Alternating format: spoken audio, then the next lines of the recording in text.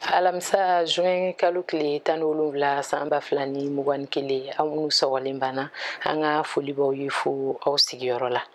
Mali furancɛla fanga jamanakuntigi colonel Asimi Goita ye babugu baara 4 minnu dantigɛ olu waleyali donna ministre ɲɛmɔgɔ Dr Shogel Kokala Mayiga bolo ni aw ka kunnafoni di kɛnɛ sigilen.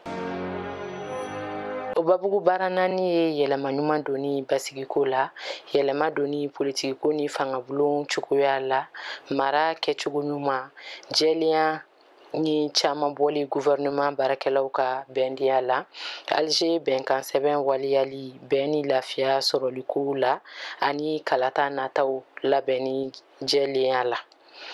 Ni faranfasiyaw dira kunu araba juin kalo tile 16 sanba filani mugan kelen jamanakuntigiso la minisiriw ka ladala tɔnsigi senfɛ. A ɲɛmɔgɔya tun bɛ colonel Asimi Goita bolo. A ko ni minisiriw y'u fanga kɛ kelen ye, o bɛ na se k'u nɔda baara dantigɛlen ninnu waleyali la. A sɔrɔla k'a ɲini minisiri ɲɛmɔgɔ fɛ baara in bɛ se ka ɲɛ sira o sira fɛ a k'o kɛ sariya kɔnɔ.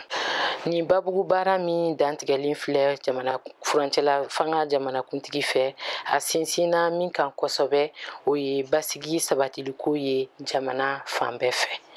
Minisiri 25 ani minisiri dɛmɛ minisiri 3 minnu bɛna u ɲɛsi jamanadenw haminako gɛlɛyaw ɲɛnabɔli ma. Bɛnkan nafamaw bɛna ta ka se ka dɔ fara baarakɛtaw fanga kan ka basigi sabati jamana fan bɛɛ fɛ.